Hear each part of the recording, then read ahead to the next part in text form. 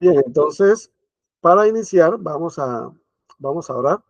Padre bueno, te damos gracias en esta noche, Señor, por esta misericordia tuya que nos ha alcanzado en este día, Señor, por tu bondad, porque hoy hemos podido disfrutar de los beneficios de estar cerca de ti o de que tú estés cerca de nosotros, Dios. Gracias te damos por esto. Oramos en el nombre de Jesús para que tu Espíritu Santo nos dirija en este estudio de tu palabra en esta noche.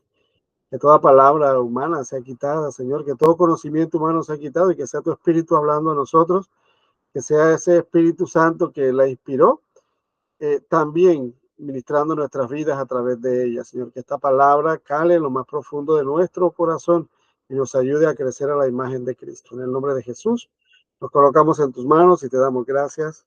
Amén. Bien, amados, como les decía, vamos a iniciar un nuevo estudio en el día de hoy. Vamos a empezar con la epístola de Santiago. Este es un tema muy interesante. Vamos a tomar el versículo 1. Vamos a arrancar porque nos da unos datos importantes eh, sobre lo que es la introducción a la carta. Dice Santiago capítulo 1, versículo 1, Santiago, siervo de Dios y del Señor Jesucristo, a las 12 tribus que están en la dispersión, salud. Eso es Santiago 1, 1. Y avanzamos entonces un poquito para conocer lo que es el autor. ¿Quién es el autor de la epístola de Santiago? Decimos que Santiago es el autor, su nombre lleva la epístola, pero ¿cuál de los Santiagos? Hay 4 Santiagos que se mencionan en el Nuevo Testamento, ¿verdad? Pero tomamos con certeza, por la evidencia bíblica que hay, de que es Santiago, el hermano menor de Jesús. Veamos un poquito lo que dice Gálatas 1, 18 y 19, hablando el apóstol Pablo. Después, pasados 3 años, subí a Jerusalén para ver a Pedro y permanecí con él 15 días, pero no vi a ningún otro de los apóstoles, sino a Jacobo, el hermano del Señor. Santiago es la traducción, eh, algunos piensan que es el diminutivo o Jacobo, perdón, Jacobo y Jacobus, realmente en el griego vendría a ser algo así como el diminutivo de Santiago, ¿verdad? Pero es el mismo nombre, ¿ok? Es el mismo nombre. Cuando habla de la Biblia, habla de Jacobo. De hecho, Jacobo dicen algunos eruditos que sería una mejor traducción del nombre, Santiago.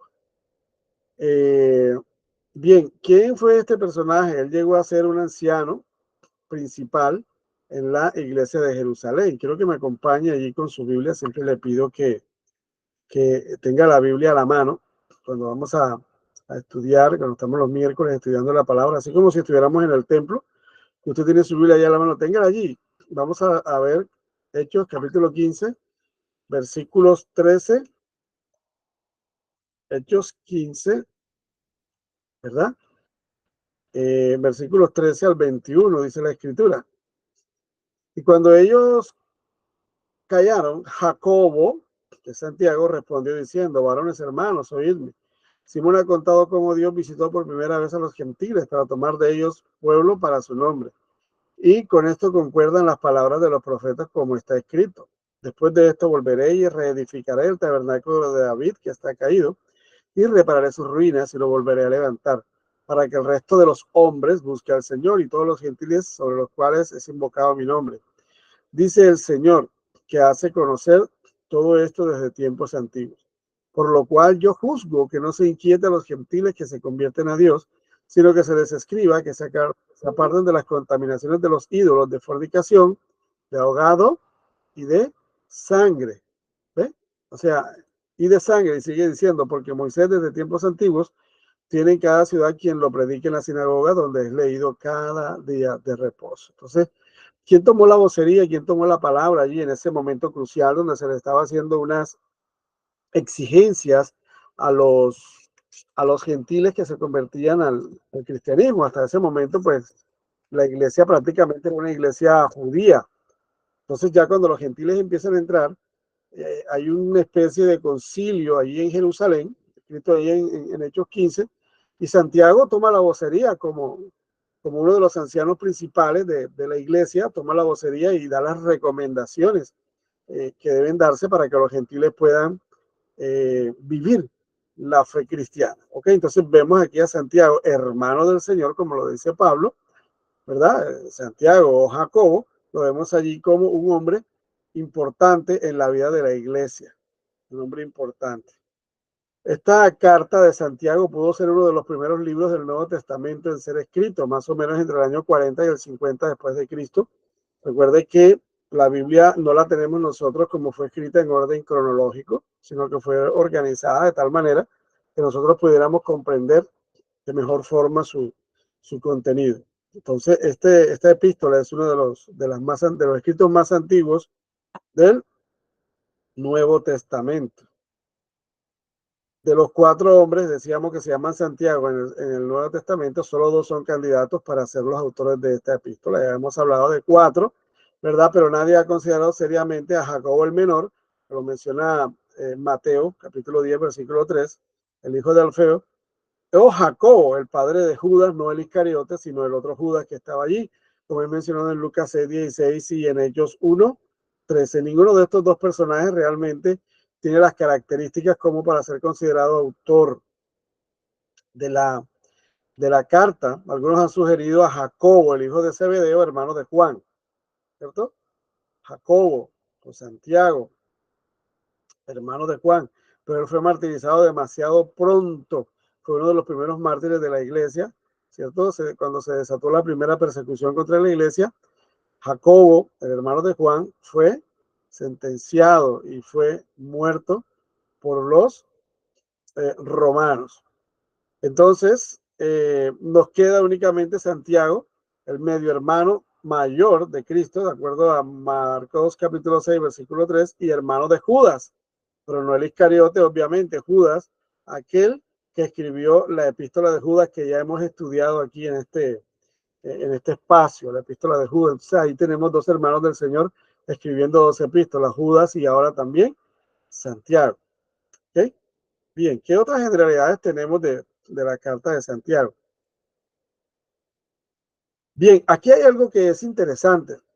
Santiago, junto con otros hermanos del Señor, lo había rechazado como el Mesías, como el Mesías. Él no creyó en un comienzo y junto con sus hermanos pensaban que estaba loco, que estaba desvariando al decir ciertas cosas que lo identificaban como el Mesías. ¿eh? Ellos pues lo desvirtuaron allí.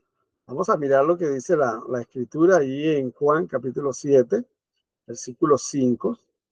Tenga su Biblia a la mano porque en algún momento le voy a pedir que lea algún texto. Juan 7, 5 dice, porque ni aún sus hermanos creían en él, ¿cierto? Los hermanos de Jesús que en algún momento pensaron que él estaba loco por las declaraciones que estaba haciendo de sí mismo. Ahora, 1 Corintios 15, 7 ya nos muestra un momento. 1 Corintios, vamos a buscarlo aquí, capítulo 15, y nos vamos al versículo 7, dice, después apareció a más de 500,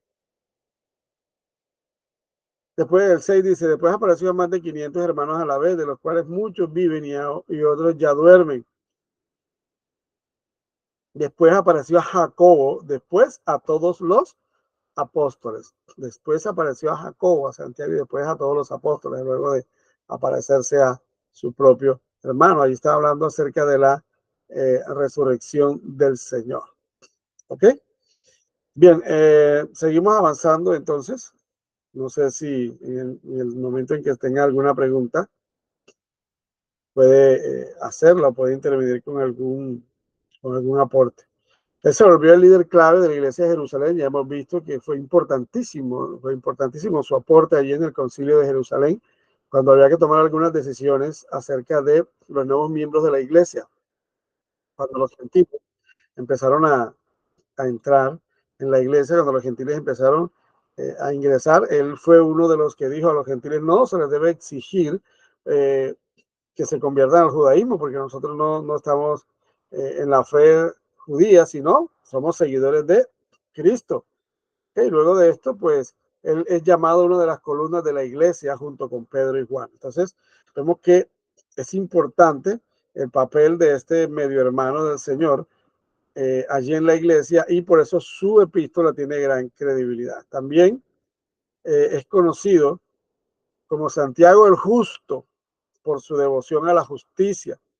Él fue martirizado en el año 62 después de Cristo, de acuerdo con lo que escribió Flavio Josefo, este historiador judío que nos ha entregado tantos datos importantes de los tiempos del Señor Jesucristo, un historiador que le ha aportado mucho a nuestra fe, corroborando datos que la Biblia había entregado. ¿Okay? Otro detalle importante es que comparando el vocabulario de Santiago en la carta que se escribió, la cual está registrada en Hechos 15, con el que se encuentra en la epístola, Santiago corrobora el hecho de que fue, en la epístola de Santiago, perdón, corrobora el hecho de que fue el autor de esta epístola. La manera como él habla allí en el Concilio de Jerusalén también es una muestra, ¿verdad? Al compararse con el vocabulario que Santiago utiliza y que vamos a empezar a ver poquito a poco a partir de la próxima, del próximo servicio, poquito a poco. Vamos a ir mirando cómo esas palabras que él habla en el libro de los Hechos se asemejan mucho a la forma en la que él se expresa en su carta, en su epístola. Bien, ¿cuál es el trasfondo histórico? Es importante conocer cómo eran las cosas allí en los tiempos de Santiago. Esta epístola, junto con Pedro, ¿cierto? La primera y segunda de Pedro, las tres de Juan y Judas, forman parte de las que llamamos epístolas generales. También es conocida como epístolas universales o epístolas católicas, no porque sean de la Iglesia Católica, sino porque en este sentido católico significa universal, ¿ok? ¿Por qué se le llaman universales, católicas o generales? Sencillamente porque no están dirigidas ni a una iglesia ni a una persona, ¿verdad? Como nosotros leemos primero los Corintios, Gálatas, Efesios, van dirigidas a iglesias, y vemos a primera y segunda Timoteo, Tito, vemos que son iglesias dirigidas a personas. En este caso, no dice exactamente a quién va dirigida, ni a una persona, ni a una iglesia en especial, sino que tiene unos destinatarios que ya vamos a mirar quiénes son y cómo esto tiene que ver con nuestra vida también en este tiempo. La carta realmente contiene muy poca doctrina, aunque yo siempre he pensado que contiene toda la doctrina, en el sentido de que es la práctica de la doctrina. Esto es lo que hace interesante la carta de Santiago, que es una carta para la vida práctica cristiana, y lo vamos a ir descubriendo paso a paso en el estudio bíblico. Es una carta que se conecta con la moral, la ética, y nos ayuda, nos da principios, nos da fundamentos para nosotros desarrollar una práctica de la fe muy personal. ¿Okay? Santiago no se centra tanto en dar un tratado de teología, sino que se centra en cómo esos principios de teología, cómo esos principios se pueden aplicar a la vida diaria. Es algo que le digo a mis hermanos que se asustan cuando se habla de teología. No, eso de teología, eso no. Teología no es nada del otro mundo, simplemente son todos los temas importantes de la Biblia colocados en orden para que podamos estudiarlos. Listo, eso es todo. Simplemente se toman los versículos y se colocan en orden. Entonces mucha gente piensa que la teología eso es para los grandes maestros, que para la teología es para los estudiosos profundos de la Escritura, aunque todos deberíamos serlo, ¿verdad? La teología no es más que la organización de los temas principales de la Biblia. Si usted quiere estudiar no la Biblia, no la quiere estudiar como un libro o como un personaje, pues simplemente lo hace a través de la teología sistemática. O sea, quiere saber todo acerca de Cristo, usted estudia cristología, ¿cierto? Todo acerca del Espíritu Santo, pues nos vamos a ver lo que es la neumatología, y así sencillo. Pero decíamos que Santiago, aunque no tiene este orden como lo hace el apóstol Pablo, que tiene unas cartas, sobre todo la de Romanos, que son unos tratados de teología impresionantes, ¿verdad? Pero Santiago se centra más que todo en la vida cristiana práctica, en la realidad nuestra, en cómo el cristiano debería enfrentar cada situación, cada circunstancia de la vida diaria, ¿cierto? No vivir una vida cristiana fantasiosa, no una vida cristiana espiritualista, que es diferente a ser espiritual, ¿ya? La vida espiritual es una vida guiada por el Espíritu, una vida espiritualista ya raya en lo que es el legalismo, y con eso debemos tener mucho cuidado. ¿Okay? Bien, Santiago, decíamos que fue pastor de la iglesia de Jerusalén por más o menos 30 años. había trabajado con el pueblo judío, entonces escribe a los judíos esparcidos por varias regiones. Mire lo que dice Santiago, siervo de Dios y del Señor Jesucristo, y allí va a las 12 tribus que están en la dispersión. Entonces, está hablando de que de los judíos esparcidos.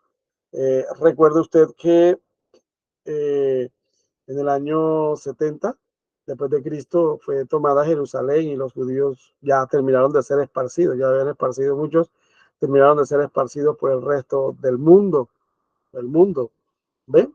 Por todo el planeta. Entonces, él escribe en ese tiempo cercano, justamente a los judíos que habían estado o que habían sido esparcidos, que por fuerza mayor, diríamos en nuestro tiempo, fueron desplazados por causa de su fe y también por cuestiones políticas y de poder del Imperio Romano. Fueron desplazados entonces. ¿Ok? A estos judíos justamente escribe Santiago, a los que están esparcidos por varias regiones, por varios países del mundo entero. Ahora, hay una preocupación en Santiago, y es que ellos se estaban extralimitando, yendo más allá de lo que es la gracia, saliendo de la gracia para más gracia, ¿ok? Dependiendo demasiado de la fe, olvidando las obras de la fe. Ahorita vamos a explicar eso con más calma. Me voy a poner un ejemplo, yo creo que lo he contado a algunos hermanos cercanos allí en nuestra primera etapa en el ministerio pastoral. Vivimos una experiencia con una hermana que, bueno, iba a los estudios bíblicos, eran presenciales, no teníamos todas estas facilidades de reunirnos de manera virtual, y esta hermanita, bueno, se colocaban ahí en una mesita los módulos, ¿no? Todo el que iba entrando a la iglesia iba tomando su módulo, lo iba cancelando. Y esta hermanita decía, yo no tengo plata, pero por fe yo lo voy a pagar, y agarraba su módulo y se entraba allá. Era una anciana muy querida entre todos, entonces, bueno, listo. ¿Ok? Aceptábamos eso. Pero ese es el tipo de fe que muchos cristianos tratan de vivir en este tiempo. No, hermano, por la fe. Usted sabe que yo no ando por vista, sino por fe. Entonces yo voy a coger esto aquí fiado y por fe yo sé que el Señor me va a proveer. Y eso es ¿cómo le digo? Eso no es una demostración de fe, simplemente. A veces nos escudamos en la fe para dar rienda suelta al deseo de darnos algunos lujos o de satisfacer algunos caprichos que nosotros tenemos. No, yo sé que el Señor me va a proveer. Yo no tengo trabajo, yo no gano lo suficiente, pero por fe yo sé que el Señor me va a proveer. Es una irresponsabilidad en la palabra. Es una irresponsabilidad de parte de eso. Entonces, a veces vimos una fe ficticia allí, una fe como la que trata de contrarrestar justamente Santiago. ¿Ok?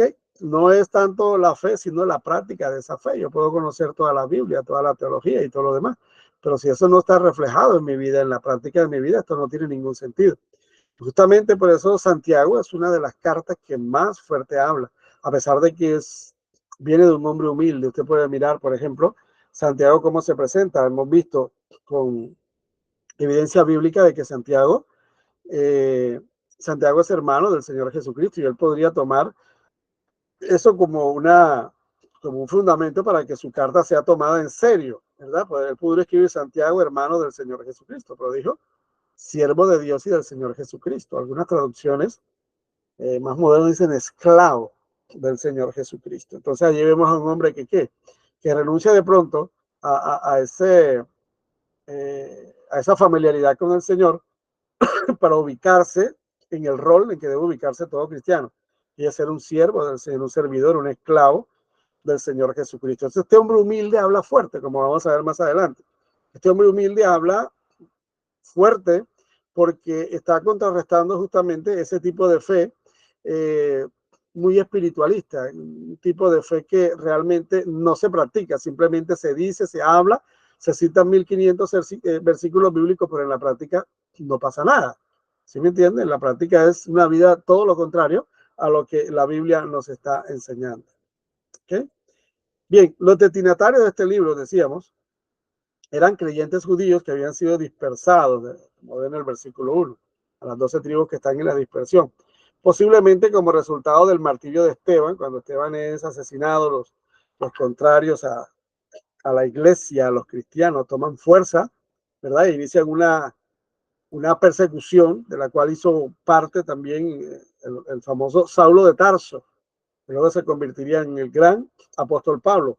Pero lo más probable es que esta dispersión se haya dado como resultado de la persecución bajo Herodes Agripa, ¿ok? Bajo este perseguidor de los cristianos, de los creyentes. Bien. El autor se refiere a su audiencia como a hermanos en 15 oportunidades en el texto. Y ese era un epíteto o una manera de tratar entre los judíos de aquel primer siglo. Entonces no es sorprendente que Santiago es judío en su contenido, ¿ya?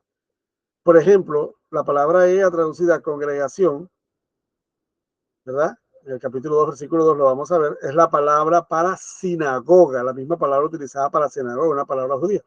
Además, escuche esto, Santiago contiene más de 40 referencias al Antiguo Testamento. Más de 40 referencias al Antiguo Testamento, textos que están ligados a textos del Antiguo Testamento o textos ligados literalmente que son mencionados en el Antiguo Testamento. Y además de esto, tiene más de 20 que hacen referencia al Sermón del Monte, ¿verdad? Lo que algunos llaman la constitución del reino de Dios. Entonces, ¿qué vemos allí? Vemos a un hombre llamado Santiago, humilde, escritor de esta palabra, pero es un hombre que habla fuerte, ¿ya? Y sucede con casi todos los que hablan fuerte, que no tratan de agradar a nadie, sino al Señor. Hoy tenemos muchos lisonjeros en los púlpitos, muchas personas que tratan de agradar a la audiencia, muchas personas que quieren llevarse bien con todos los hermanos. O sea, yo siempre he dicho que son personas que quieren quedar bien con Dios y con el diablo, y eso es imposible. Como cristianos, en nuestro mensaje y en nuestro estilo de vida tenemos que ser radicales, radicales, ¿cierto? En lo que la palabra de Dios enseña. Entonces, Santiago es un hombre radical que habla fuerte, porque él no trata de agradar a nadie, sino simplemente al Señor, llevando el mensaje que el Señor le ha dado tal y cual como se lo ha dado. Su mensaje que expone claramente motivos y acciones erróneas. Él pone el dedo en la llaga, en las actitudes que algunos cristianos de aquella época tenían y que todavía algunos de nuestro tiempo pueden tener. Pero mire que es importante ver esto. Santiago va más allá de las acciones, va a las motivaciones, porque muchas acciones podrían ser las correctas, ¿cierto? Yo extiendo mi mano para ayudar, pero ¿qué me motiva? Puedo ser un fariseo que al momento de dar, toma fotos para que todo el mundo se entere de que yo di, de que yo puse, de que yo entregué, ¿cierto? Entonces, la motivación no es, en ese caso, apoyar la obra del Señor, hacer una obra de caridad, no, sino la motivación es ser reconocido personalmente. Entonces, Santiago no solamente habla de las acciones erróneas, sino también de los motivos erróneos para la vida cristiana. ¿Ok? En esta cartica de 5 capítulos, Santiago nos entrega 54 órdenes, ¿ya? 54 órdenes, 54 imperativos, cosas que debemos hacer, no que si quieres, que si puedes, que si te queda tiempo, sino son 54 mandatos que como cristianos nosotros debemos vivir.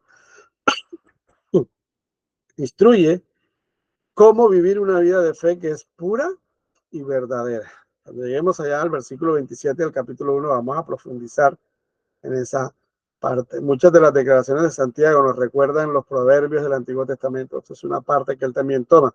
Y las enseñanzas de Jesús en el Sermón del Monte. ¿Por qué? Porque son enseñanzas prácticas para la vida diaria del creyente. No sé si usted se ha dado cuenta que por allí en las redes sociales, que por allí en los grandes púlpitos, no se predica mucho de Santiago, se predica del Antiguo Testamento, se predica de las cartas, se predica de los evangelios, pero Santiago, pocón, porque es que Santiago tiene un mensaje bastante duro, bastante fuerte, ¿ok? Santiago motiva al creyente a responder con amor, humildad y paciencia, sin importar las circunstancias de nuestro día a día. Él está diciendo, estas virtudes cristianas, el amor, la humildad y la paciencia deben ser practicadas sin importar la condición, la circunstancia o el momento que yo estoy viviendo, porque esta es la verdadera fe. Esto corrobora algunas enseñanzas que nos dio el gran apóstol Pablo con su propia vida, ¿verdad? Quien vivía una fe práctica también, sin importar las circunstancias que estaba viviendo en ese momento.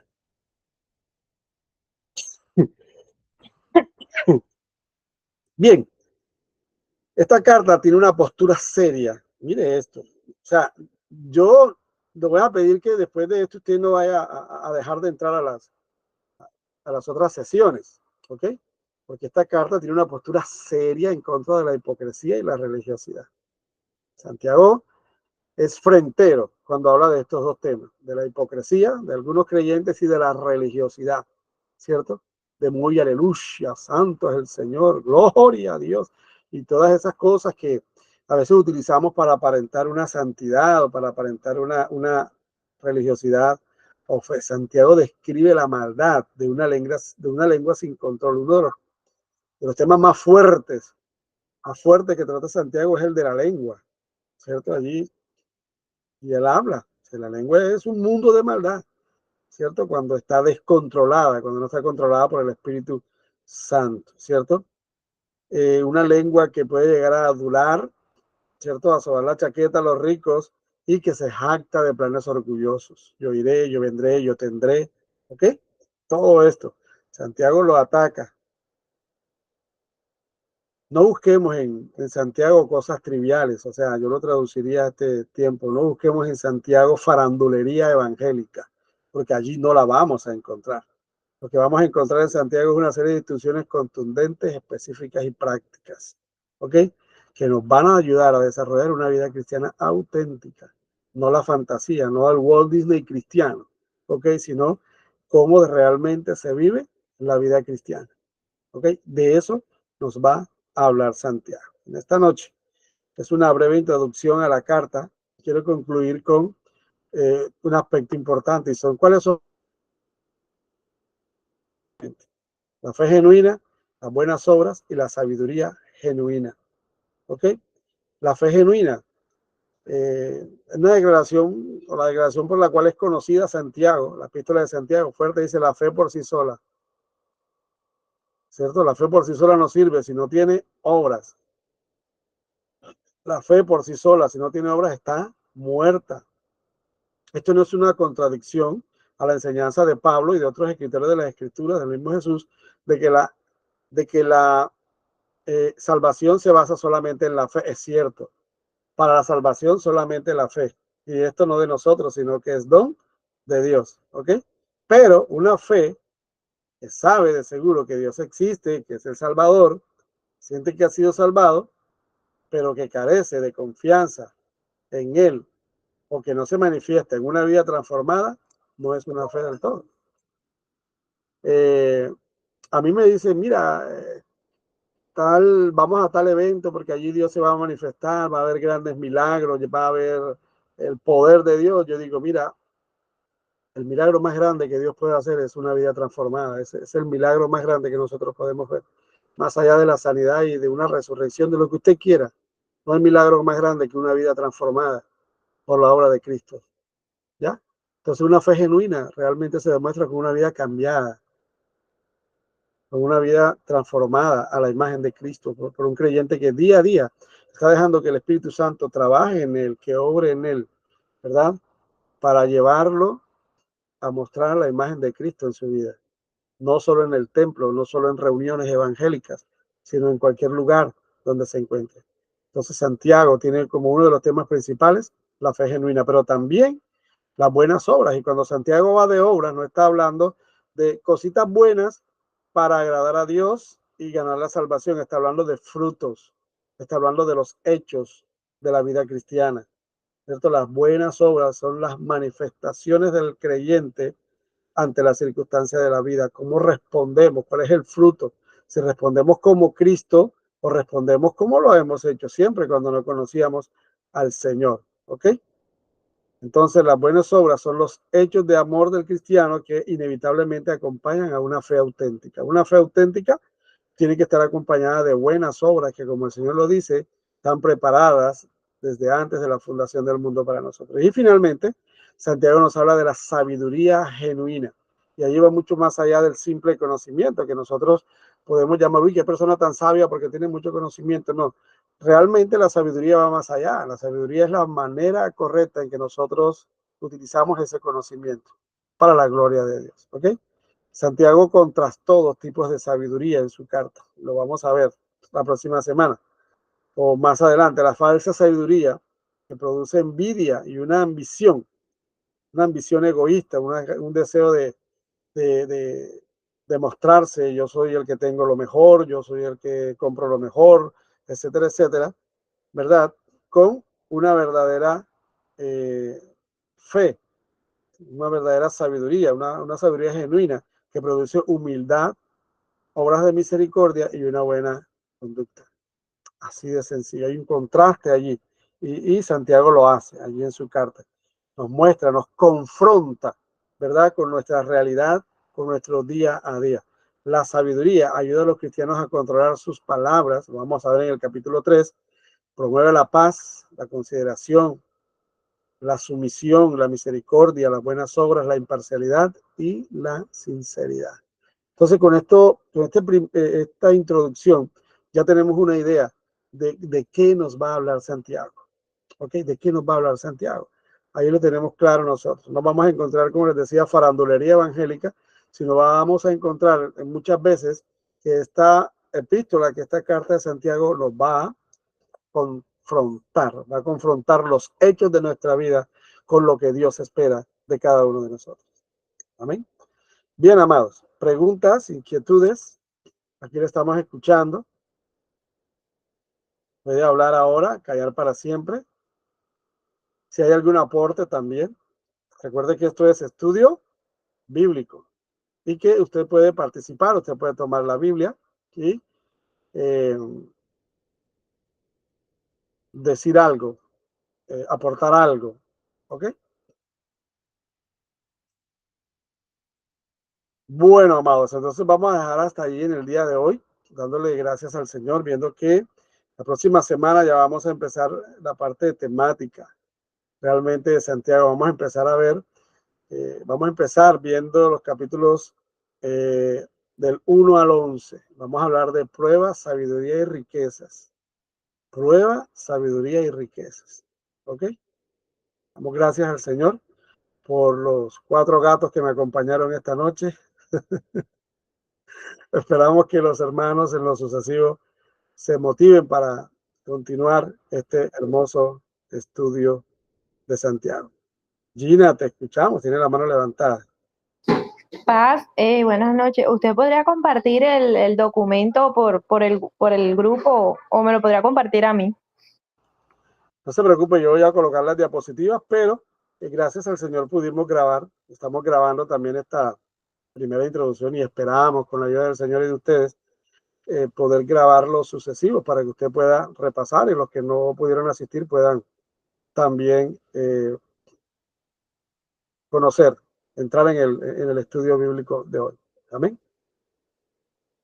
Bien, amados, que Dios les bendiga, que Dios les guarde. Nos vemos entonces el próximo miércoles de estudio bíblico. Dios les bendiga, amados. Un abrazo para cada uno de ustedes. Amén, Paz. Adiós.